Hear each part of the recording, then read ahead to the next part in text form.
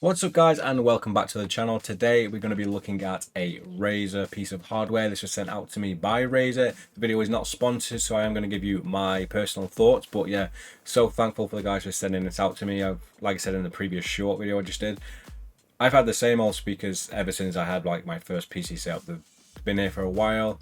They're okay, they're not bad, they're 2.1, but I wanted something that was going to just like fit right under my monitor. It was going to be nice and easy to just get in there, have one cable going to the computer, and just be nice and easy for me to access. So today we're going to be looking at the Razer Leviathan V2. Now this is like the middle one in the stack. We have the V2X, I believe, which is like the really small compact one. We have the V2, which is this one, and then we have the V2 Pro, which has like beaming technology and AI and stuff, which looks really awesome. But we've got the V2 here today, which is like the middle of the road version. It just doesn't have any of the AI stuff in, I believe. So we're going to take a look at it. I'm going to open it up for you guys. So there's plenty of features in here. I guess I will go through them as we get to it. So this has THX Spatial audio, and it also has some Chroma integration as well. So that's great for people who want some RGB in their setup and for it to work with their games as well. So you get a mixture of the audio and the lighting at the same time. So it's all about immersion when it comes to things like this. So I'm just going to open it up because I don't really know exactly what's in here, so we're going to go through it together. Manual, of course, we might be needing this, we don't know just yet. We have these nice little instructions here, which gives you like a 4-step, nice and simple process on how to get the thing hooked up at least. So the soundbar itself, which from first looking at it is actually relatively small. I was expecting something quite a lot bigger than this, so I'm not sure if the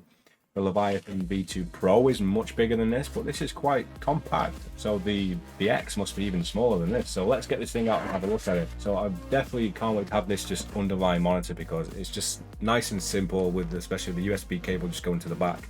I don't have two cables wrapped around all of my lights and all of my monitor arms and stuff. So it's a nice looking device there. We've got like the grill on the front, the Razer logo, THX, and then we have some buttons on the top. I've just left some fingerprints on there, boys. They will go away. So I think what we've got here is the source button, the Bluetooth button. I'm just looking at the website while I do this, the power button, and then we have the volume there. So it's good to have manual controls, especially if you're in a game. You can just do it by pressing a button. You don't have to go out and go to an app or minimize a window or something like that. So that's a good thing to have. And what I've seen online, a lot of people saying is that this import source thing is you can kind of program this source button to change audio devices. So let's say you've got one of the headsets plugged in, or you just want to use like your monitor speakers. You can actually go into the software, I believe, and set the source button to change to your headset or your internal speakers. So that's a great handy feature if you just wanted to do that without having to go into the Windows settings. So we will test it out when we get this thing plugged in. So on the back here we have the power, we have the USB-C, and then we have the subwoofer. So this thing does include a subwoofer, so we'll have a look at that and see how big that thing is and where we can fit it. It's probably gonna have to go under the desk, I think, for my personal setup, but you've got quite an open one with a smaller size monitor. You can probably just fit it on the desk alongside it. So with the USB-C, I am kind of glad it has USB-C as an integration to your computer, just because it's going to be nice and simple to plug in and play. So we have a nice little branded and braided cable. I do love these braided cables. It just gives you a little bit more reliability, I think, or maybe a false sense of reliability, but it just looks nice and it feels nice. It feels like it's not going to break anyway. Power plug, obviously we need some power for this. With it being quite a powerful device, you're going to need more than just the USB, I think, to run it. So there's the other cable. So it does come with like a UK cable and a US one, I believe. So good for multi-regions. Has a power brick, but a relatively small one, so it's not too much of a problem. Then we have what seems to be a couple of little stands here. So these are these rubber feet that has a lot of grip on, so you can keep it on your desk and not worry about it shaking around everywhere. And I believe what I'm seeing, they're like angled in a way, so you can have them in two different ways, so it slopes down or slopes up maybe. So if you don't want it to just be flat to the ground, you want it to be angled up, if your chair is quite high, then you can do that, which is a good way of doing it, especially with the spatial audio. You want that sort of going towards where your ears are, so that's a great addition there.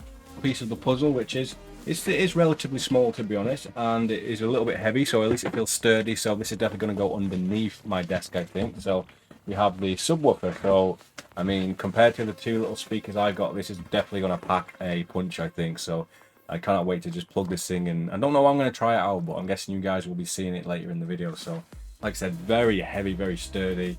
We have the Razer logo there on the top, if you can see it.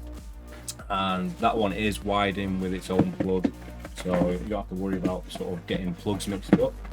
We'll have its own plug in there, so I won't get that out now just because it's a bit tangled in here. So this, in fact, this looks like it goes straight into the soundbar, so it looks like we don't actually have to power this separately, but I guess we'll see what else is in the box.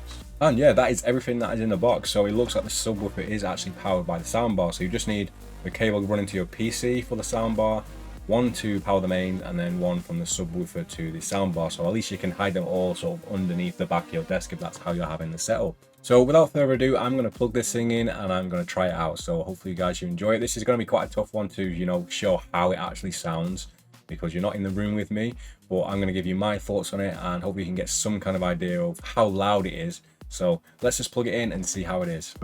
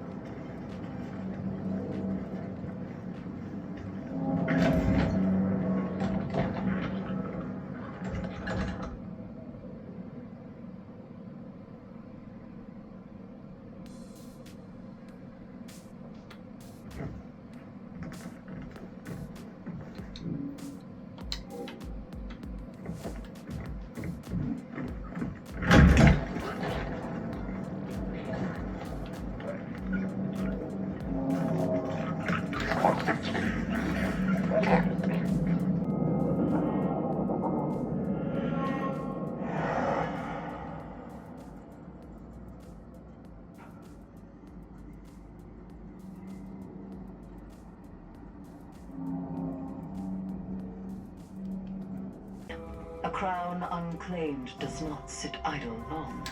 Got eyes on the dreadnought. Something's wrong. It's being skinned alive. Plague of its living flesh. I'll find an LZ.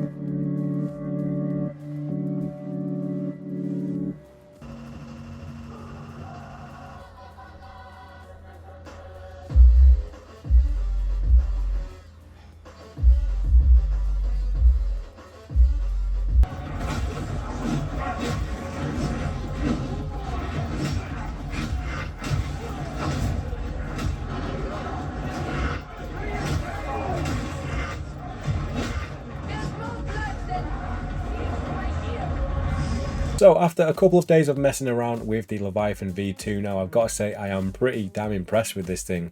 The sound this thing can push out for such a small compact device is crazy. So this goes with your system's audio on your computer, so it'll go from 0 to 100, and I never can get this above like 35, 34.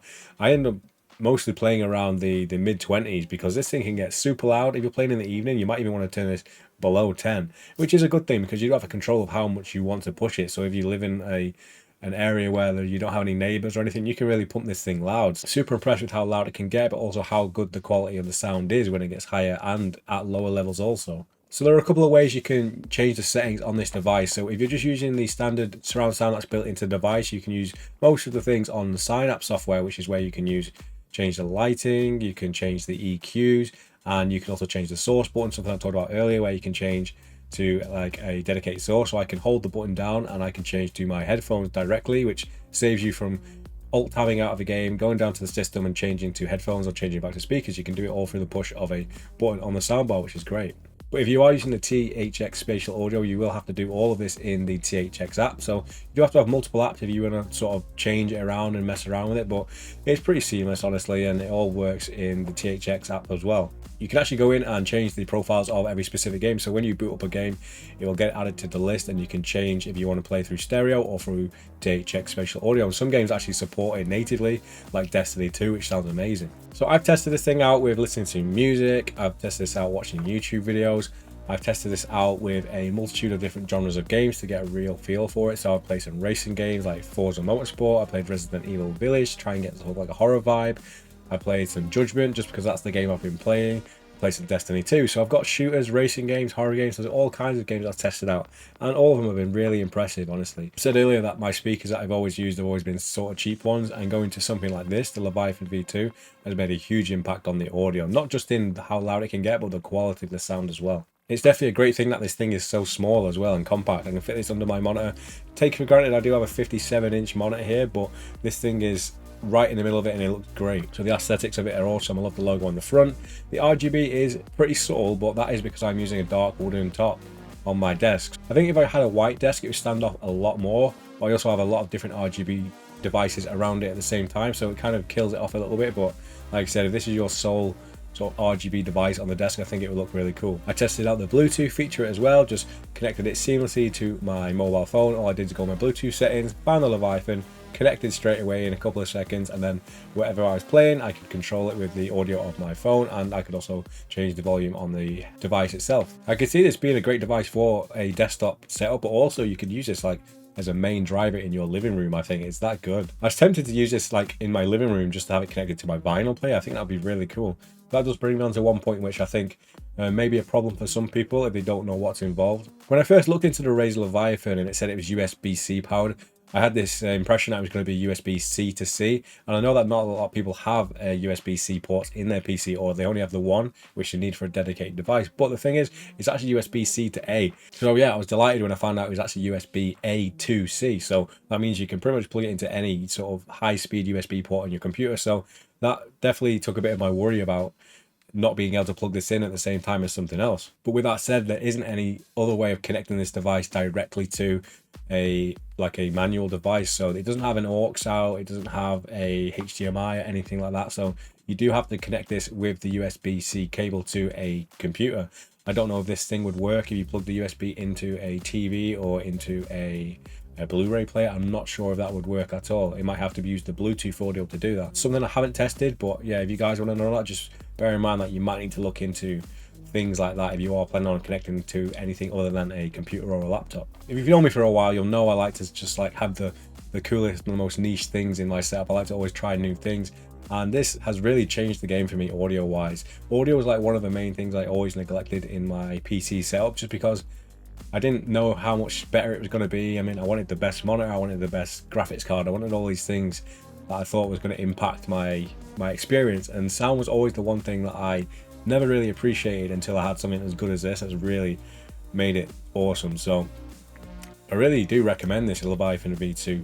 I know a lot of people compare this to more like professional builds and companies like Sonos and Bose and stuff like that, but I think for a gaming device this actually is really impressive. I don't know if the Leviathan V2 Pro is even more impressive than this, but from just having the mid-range model here, I think this is a great device, so I would recommend it. The price is quite steep for what it is. I suppose it is around the £200 mark, but I do think for the quality of what you're getting here, I do think it is actually worth it. If you live in quite a small area or you have neighbours and you can't really play things too loud, you might potentially want to try out the Leviathan V2X. I don't know if the quality drop off is going to be huge between this and that version, because there is quite a size difference, but yeah, if you're worried about the sound being too loud, I mean, you could use this one and use it really low, or it might be worth having a look into some reviews of the smaller version just to see if that is going to be suited more to your setup, especially if you have a small desk and you want to fit it under there. Other than some of the software quirks about trying to get the THX Spatial Audio working and it sort of not automatically mapping to certain games and things like that, I think they're some of the only problems I've had, and they were pretty much ironed out straight away. So yeah, this has been my review on the Leviathan V2. I think this is an awesome soundbar, so I can't wait to see what they do next. Hopefully they do make a Leviathan V3 at some point, and I'd love to see this in white. I think that would be perfect for my setup. So thanks for watching, guys. I hope you've enjoyed the video, and I will see you in the next one.